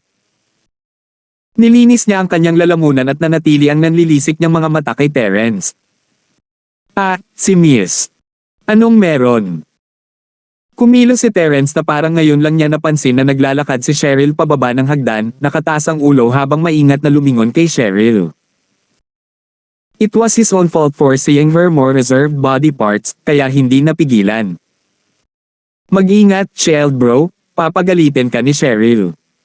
Napakurap si Yasi kay Terence. Ang isang pangungusap na iyon mula kay Yasi ay nagpawi sa orihinal na seryosong kapaligiran, na labis na ikinadismaya ni Cheryl. Naramdaman niya na ang babaeng ito ay malamang na umiibig kay Terence, kaya naman lagi niya itong tinutulungan sa mga ganitong sitwasyon. Ngunit isinasantibi iyon, talagang walang hiya si Terence. Kailangang magbigay ng mga babala paminsan-minsan. At kaya, na parang walang sinabi si Yasi, pinatindi ni Cheryl ang pagkaseryoso sa kanyang mga titig. Terence, alam mo ba kung ano ang dapat mong gawin bilang isang tagasunod? Alam ko. Hindi ako dapat tumingin sa mga bagay na hindi ko dapat tingnan. Tumanggo si Terence. Then bakit ka nakatingin? Cheryl dapat sinadya ng lalaking ito. Tumingin siya kahit alam niyang hindi. 388. Pero, hindi ko sinasadya. Hindi ko kasalanan. Nakaramdam ng mali si Terence bakit nasa kanya ito. Aksidente. Sino ang sinusubukan mong dayain? Dilat na dilat ang mga mata ni Cheryl. May kandado sa dibdib, kailangan mong i-unlock ito para makita ang loob. Ano? Nanlaki ang mga mata ni Terence nang lumingon siya kay Cheryl. Dibdib. Dibdib ba ang tinutukoy mo? Ano sa palagay mo, ano ang maaari kong pag-usapan kung hindi ang dibdib niya? Si Cheryl ay hindi natuwa sa ginawa ni Terence. Akala ko. Pinag-uusapan mo na nakikita ko ang iyong mga hita. Pinagpawisan si Terence. Mga hita. Namula si Cheryl. Huwag mong ibahin ang usapan. Aksidente lang yun, sinasabi ko kung bakit mo nasira ang lock ng dibdib. Hindi mo ba alam kung gaano ka-immoral ang tumingin sa privacy ng isang tao? Iisipin ni Cheryl na may nakabasag ng lock kung hindi niya kinakausap si Terence. Alam niya kung gaano kadali para kay Terence na basagin ang isang maliit na kandado ng ganoon, lalo na kung paano niya binuksan ang gate malapit sa storage ng villa noong na-stalk si Yasi noong huling pagkakataon. Si Terence naman ay natutuwa, nakahinga siya ng maluwag, nagpapasalamat na mukhang hindi nagplano si Cheryl na harapin ang paksa. Ang kandado na sinasabi niya, gayunpaman, ay hindi isang bagay na nais niyang ilagay sa kanyang isip. Hindi ako ang nakabasag ng kandado na iyon, naagnas ito at nabasag dahil sa kung gaano katagal itong ibinaon. Ang dibdib ay maaaring mabuksan ng direkta. Talaga. Hindi inaasahan ni Cheryl ang paliwanag na iyon. Oo. Maaari mong tingnan kung hindi ka naniniwala sa akin. Mapait na ngumiti si Terence. Ah! Nagsimulang magpanik si Cheryl pagkatapos ipaliwanag ni Terence ang kanyang sarili dahil walang dahilan para magsinungaling siya, lalo na kapag ito ay isang bagay na mapapatunayan sa pamamagitan lamang ng paglalakad sa labas. Tinakbo ni Yasi ang Villa bago pa makapagsalita si Cheryl, bumalik na may sirang lock pagkaraan ng ilang sandali. Cheryl, tignan mo. Kinakaagnasan talaga ang lock, walang ginawa si Shale bro. Sabi ko sa'yo hindi ganoong klaseng lalaki si Shale bro. Yasi. Kanino ka kakampi? Hindi masyadong natuwa si Cheryl sa sinasabi ni Yasi. Hindi mo kaya itinago iyon. Katibayan iyon na maaari mong alisin. Oh. So dapat ko na bang itapon ngayon? Mahinang tanong ni Yasi. Napagtanto ni Cheryl na pinagmamasdan pa rin sila ni Terence pagkatapos niyang sabihin ang mga salita dahil sa gulat at pagkadismaya hindi niya maiwasang mamula sa kahihiyan. Hindi ako seryoso. Tara, akyat tayo sa taas. Oh, okay. Tumango si Yasi, binigyan ng ngiti si Terence bago tumakbo kasama si Cheryl. Natarante si Terence iyon na ba talaga ang katapusan ng pasaway? Natapos na ba siya ni Miss? Siguradong hindi inaasahan ni Terence na makababa ng ganito kadali, talagang nakakagulat. Yasi. Pinahiya mo ako ng sobra. Dami mo. Sabihin mo sa akin, sinasadya mo bang tulungan si Terence? Galit na galit si Cheryl paano naging ganito ang mga bagay, ngayon ay siya ang nagkasala sa kanya. Nawala niya ang lahat para pagalitan si Terence nang malapit na siya. Hindi. I mean, nagsasabi lang ako ng totoo. Inosenteng sabi ni Yasi. Cheryl, gusto mo bang magsinungaling ako? Hindi mo ba lagi akong itinuro na ang masasamang babae lang ang nagsisinungaling noong tayo ay bata pa? Walang magawang kumaway ng kamay si Cheryl sa pagbabago ng paksa ni Yasi. Kalimutan mo na to. Tere sa taas. Okay, gusto kong makita kung anong klaseng wish ang isinulat ko noong bata pa ako. Hindi ko na rin maalala. Tuwang-tuwang sumayaw si Yasi habang mabilis siyang umakyat. Alin sa mga sachet na ito ang sa iyo muli? Hindi na alam ni Cheryl kung alin sa mga sachet ang pag-aari nito napakaraming taon na. Hindi nila makakalimutan kung saan nila inilibing ang buong treasure chest kung hindi. I don't know. Let's just open one each, it's been so long anyway, we can see what each other's wishes were. Sabi ni Yasi. Okay then.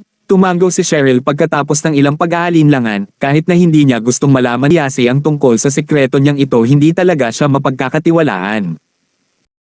Sino ang nakakaalam kung tatakbo lang siya para ipahayag ito kay Terence pagkatapos? Sobrang nakakahiya yan. Ngunit pagkatapos ng pag-iisip tungkol dito, naisip ni Cheryl na hindi na ito mahalaga, hindi na niya naalala ang nais na isinulat niya, at kahit na malaman ni Terence ang tungkol dito, ito ay isang panaginip pa rin sa pagkabata. Matagal na rin. At kaya, kapwa kumuha sina Yasi at Cheryl ng tig-iisang sachet. Sila ay tinahi, medyo mislan, ngayon na naisip nila ito. Ang kanilang kasalukuyang mood, gayunpaman, ay hindi nagbigay daan para sa isang marangyang pagbubukas ng mga sachet. Ang naiinip na si Yasi ay nagpasya na siya ay maninangil na lamang gamit ang isang pares ng gunting, hiniwa ang pinong tahi at inilantad ang nilalaman ng sachet. Hehe, nakuha ko muna. Tingnan natin kung kanino ang isang ito. Binuksan ni Yasi ang wish note na may ngiti sa kanyang mukha. Ang papel ay medyo dilaw na, at ang nakasulat ay luma na, ngunit ang mga salita ay malinaw pa rin na nakatatak. Ang hiling ko ay mamuhay kasama si Shu at manatiling masaya magpakailanman. Maliwanag, ang hiling ay kay Cheryl, na labis na nagulat sa sarili nang basahin ni Yasi ang tala. Hindi niya akalain na ganito na sila ka-close ni Shu simula pa noong mga bata pa sila. Cheryl, sobrang na-touch ako. Si Yasi ay kadalasang nanggugulo sa lahat ng oras, ngunit ang laman ng wish note na iyon ay namumula sa kanyang mga mata, hindi niya napigilan ang sarili habang tumutulo ang mga luha. Ha! So sa wakas alam mo na kung gaano ako kabait sa'yo. Kinuha ni Cheryl ang gunting at binuksan ang sachet niya na halatang kay Yasi na ngayon. Ang hiling ko ay makasal kay Cheryl at makasama siya habang buhay. Ano? Dilat na dilat ang mga mata ni Cheryl matapos madaanan ang note gusto siyang pakasalan ni Yasi. May mali kaya sa kanyang sexual na oryentasyon? Isa ba siyang lesbian? Nagulat din si Yasi, hindi niya inaasahan ang isang hiling na ganito kalakas. Cheryl, bagay ba tayo noon? Bakit magkatulad ang mga hiling natin? Hindi sila magkatulad. Walang imik na sabi ni Cheryl. How are they similar? They're miles apart. If we're talking about being an item, then that's you, not me. I wrote to live with you, like how sisters can live together. Tignan mo nga yung sinulat mo, sabi mo gusto mo akong pakasalan. Anong meron doon? Hindi pwede. Natagpuan ni Yasi na medyo lohikal na ngayon na naisip niya ito, may kakaiba ba siya sa kanyang oryentasyong sexual noon. Hindi niya naalala. Hindi ba niya gusto ang mga lalaki? Pero parang naramdaman niya. May kung ano siyang naramdaman sa puso niya sa tuwing may ginagawa sa kanya si Cheryl, bro, kung tutuusin, tulad noong hinalikan siya nito at hinawakan ang kanyang mga suso. 389. Namumula si Yasi habang nag-iisip ng pigilan siya ni Cheryl. Hindi ka na naman nag-iisip ng masama, di ba? Hindi. Umiling si Yasi matapos mahuli. Then bakit ka namumula? Hindi siya pinaniwalaan ni Cheryl. Iniisip ko lang na medyo mahirap matupad ang dati kong wish. Hehe. Pero napagpasyahan kong gumawa ng ilang pagbabago sa wish ko. Sabi ni Yasi. Napagpasyahan kong pakasalan ang parehong lalaking pinakasalan ni Cheryl sa paraang iyon ay mabubuhay tayong magkasama magpakailanman. Pinagpawisan si Cheryl sa anunsyo, hindi nakapagsalita. Bakit mo pa iniisip ang wish na yan? Isang nakakainis na bisita ang dumating sa villa bago ang takip silim. Hindi inisip ni Terence na magkakaroon ulit ng lakas ng loob si Jerwin Dodd na lumapit sa kanilang pintuan, gusto ba niyang mabugbog muli? Isang tingin sa malapad na ngiti sa kanyang mukha at naisip pa ni Terence na nawala ang kanyang mga alaala sa pambubugbog na iyon. Little brother Linford. Sorry sa nangyari last time, we have to split ways so unpleasant la. It's this kuya's fault, to be sure I've been away from Starfight so long hindi ko man lang naintindihan ang kasalukuyang sitwasyon. But enough about that. Free ka ba ngayong gabi? You're quite popular. I have a couple of you brothers who'd very much like to meet. Sabi ni Jerwin habang nakangiti kay Terence. Tumingin si Terence kay Jerwin ng kakaiba. Iniisip ba ng lalaking ito na maghaiganti sa kanya dahil sa nangyari sa kanya noong nakaraan? Nakakainip na tao, nag-iisip tungkol sa mga bagay na ganyan pagkatapos mawala ang mukha. Lumingon si Terence kay Cheryl para sa kanyang input. Natural na hulaan ni Cheryl na walang plano si Jerwin na gumawa ng anumang bagay na maganda para kay Terence. Kung ang lalaki ay walang kondisyong medikal ay dapat niyang tandaan kung paano siya ginulo ni Terence. Patunay niya ng plaster sa kanyang noo. Kuya Jerwin, baka may sira sa ulo mo. Si Yasi ay may pagtataka sa kanyang mukha habang nakaharap kay Jerwin. Napakurap si Jerwin, hindi sigurado sa sasabihin. Yasi, anong sinasabi mo, hindi ko maintindihan. Kaya maraming mga pagkakataon kung saan ginagamit ang pinawisan. Kung nalilito ka, ito ay kumakatawan sa speechlessness kadalasan, tulad ng sa Asian comics kung saan may tatlong itim na linya sa gilid ng ulo ng isang character kapag siya ay hindi makapagsalita sa kung ano ang nangyayari sa isang comedic na sitwasyon. Ang mayakda ay talagang naglalarawan ng ilan sa mga sitwasyong ito gamit ang ilang itim na linya na nabuo sa ulo. Wala lang, feeling ko lang. Humihingi ka lang. Walang pakialam si Yasi sa pagkawala ng mukha ni Jerwin o ano pa man, wala siyang dahilan para igalang siya. Si Jerwin ay nasa isang walang magawang posisyon tungkol kay Yasi sa sobrang asar niya, wala siyang masabi dahil sa imaheng kailangan niyang panatilihin sa harap ni Cheryl, kasama ang katotohanang hindi niya kayang asar ang babaeng ito. Lil, Sis Cheryl? Nandito ako para pasalamatan ang aking tagapagligtas ngayon, wala kang balak na pahiram sa akin ng iyong bodyguard kahit saglit, tama ba? Ngumiti si Jerwin kay Cheryl habang binibigyang diin nito ang salitang bodyguard na nagpapahiwatig sa kanya na nalaman na niya ang pagkakakilanlan ni Terence.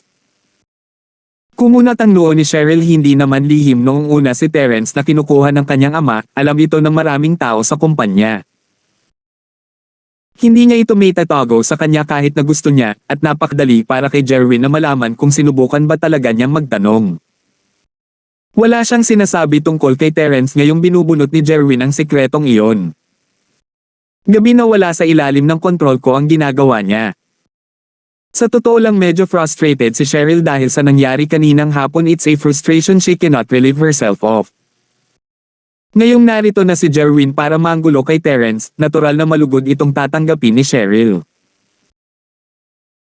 Bagamat medyo halata na magugulo na naman si Jerwin, ayaw ni Cheryl na maging mapayapa at relaxed si Terence. Ang pagpayag sa kanya na gumawa ng trabaho ay maaaring mabawasan ng kaunti ang kanyang pagkabigo.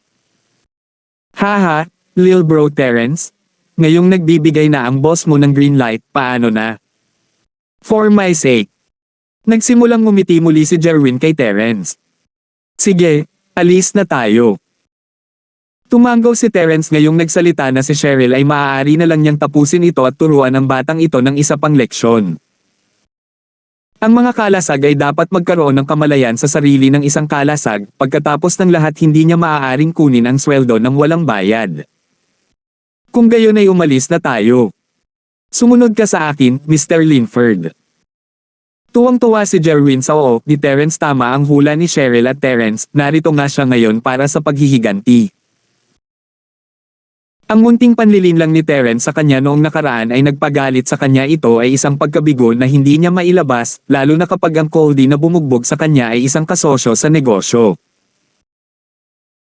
Walang paraan na magagawa niyang galit na iyon ngayon, maliban sa ipakita kay Terence kung ano siya. Ang lalaki ay mag-iisip na siya ay madaling pantirya kung hindi. Natural, hindi basta-basta makakalaban ni Jerwin si Terence sa labas. Kung tutuusin, pupunta siya rito para yayain si Terence na maghapunan bago pa lang sa villa ni Cheryl. Kailangang malaman kung sino ang amo ng asong binugbog niya, kung tutuusin.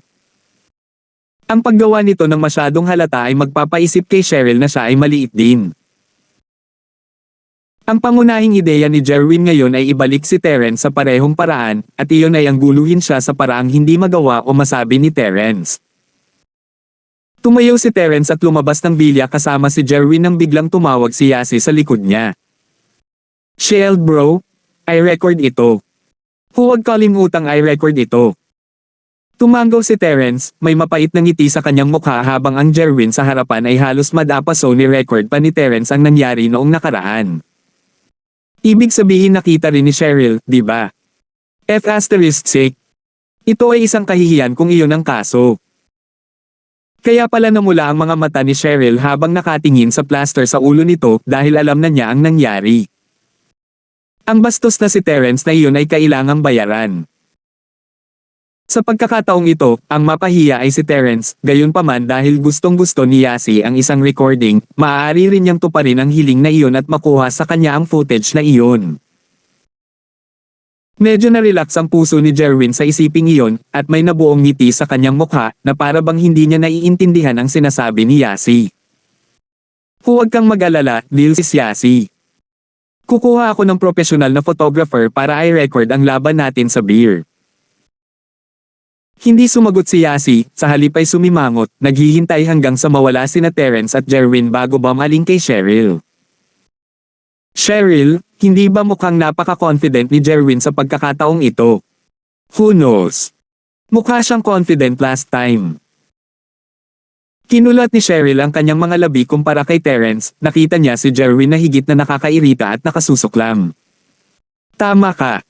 Sana sorpresahin din tayo ni Shield bro sa pagkakataong ito. Hehe, gusto kong makita kung anong klaseng gulo ang mapapasok ni Jerwin sa pagkakataong ito. Tumanggaw si Yasi. Si Terence ay may magandang ideya kung ano ang inihanda ni Jerwin para sa kanya, batay sa kanyang sinabi. Labanan ng beer. Gusto ba siyang lasingin ng lalaking ito para may magawa siya sa kanya? Pero posible bang malasing siya? Bahagyang ngumiti si Terence sa kanyang sarili habang naglalakad sa likuran ni Jerwin. Mr. Linford, dahil nagsasayang tayo ngayong gabi bakit hindi ka sumakay sa kotse ko?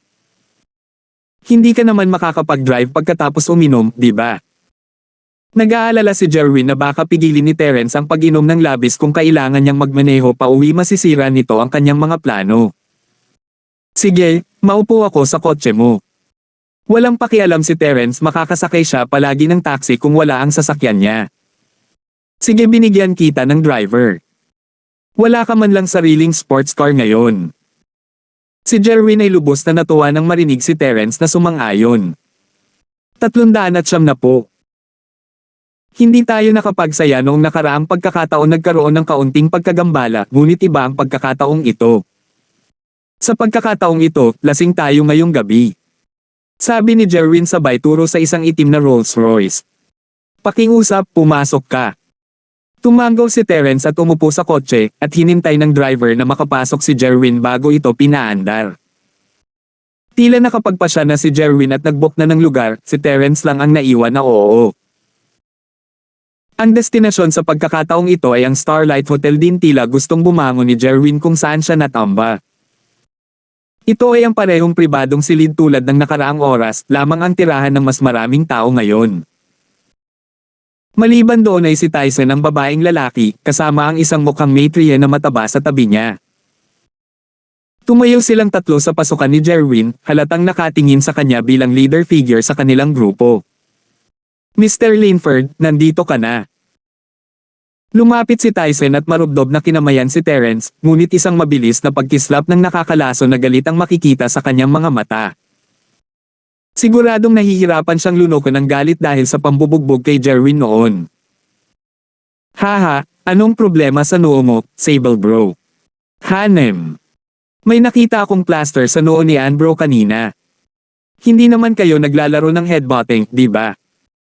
Nagsisimula ng magsalita si Terence tulad ng kayasi, ngayong matagal na siyang nakasama nito.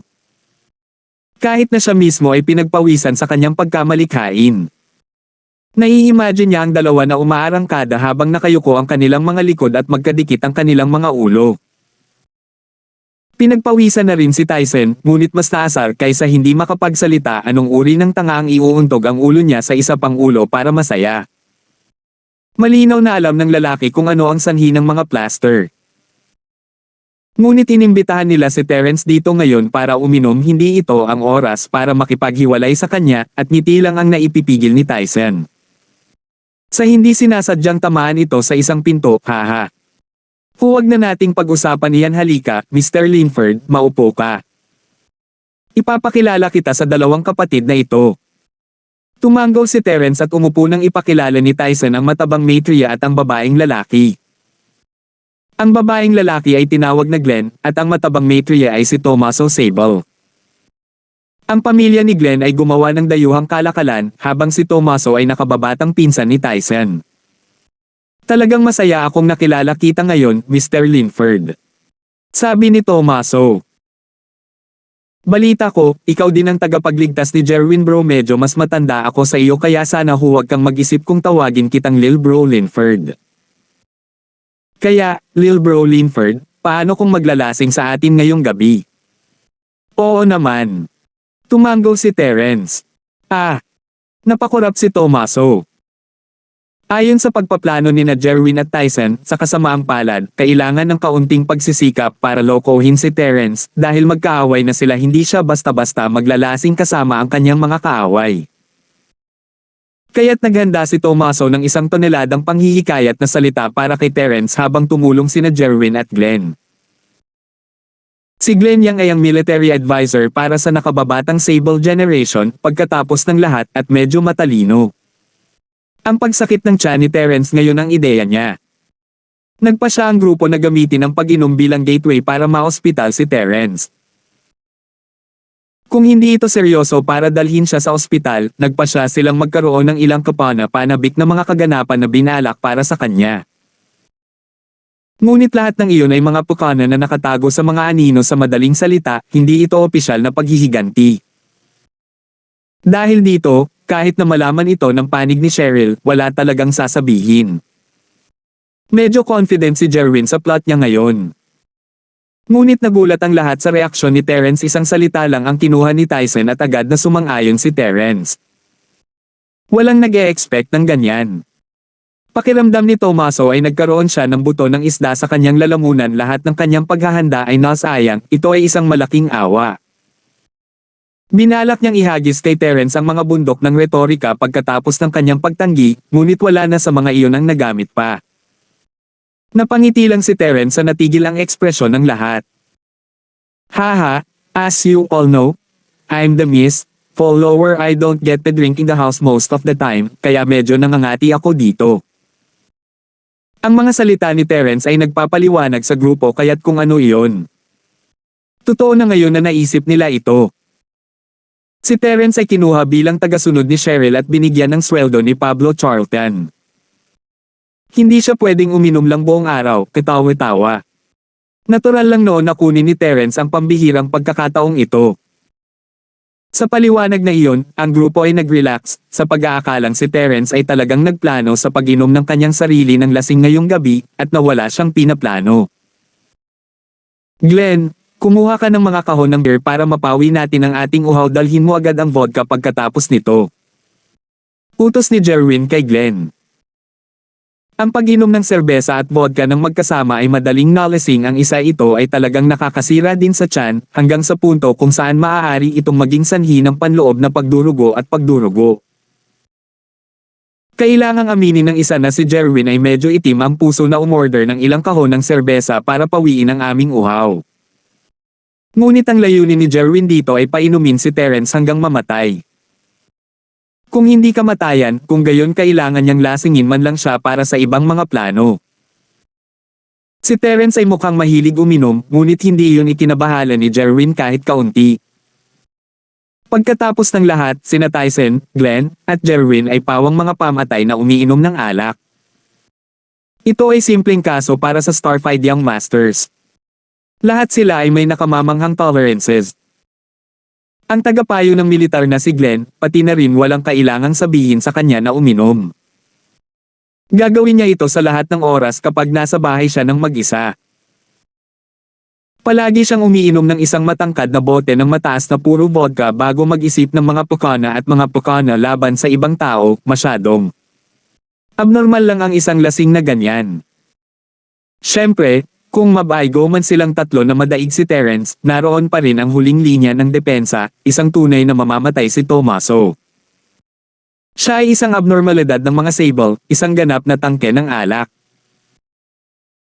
Higit pa sa mataas na pagpapaubaya ang nararanasan niya, nakabisado na niya ang 1 toneladang mapanganib na paraan ng pag-inom, tulad ng pagsasama-sama ng alak na may Sprite, whiskey na may malamig na pulang tsaa, beer na may Coke, o kahit na alak, vodka, at beer lahat sa isa.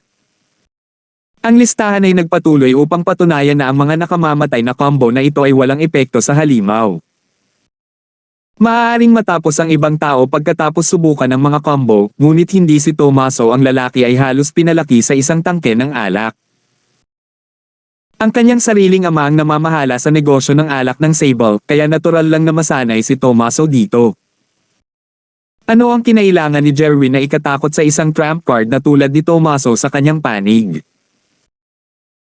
Hindi nagtagal ay bumalik si Glenn kasama ang ilang waiter na naglagay ng mga crates ng beer sa sahig na may mga banyagang letrang nakaprint sa mga ito. Tumingin si Terence at medyo nagalit, hindi ba masyadong lumalayo ang mga lalaking ito? Nagdala sila ng mataas na puro beer. Kung may ibang taong hindi gaanong marunong ang nasa posisyon niya, ipapadala sila sa ospital pagkatapos ng gabing ito. Nanawagan si Jerwin ng ilang pamatay uhaw, ngunit ang dinala ng mga waiter kasama ni Glenn ay tactical nuclear penguins. Sila ay lubos na puro alak.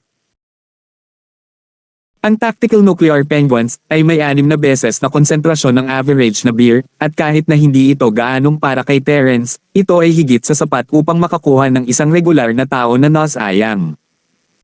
Salamat po at sinamahan ninyo ako. Ingat lagi mga master.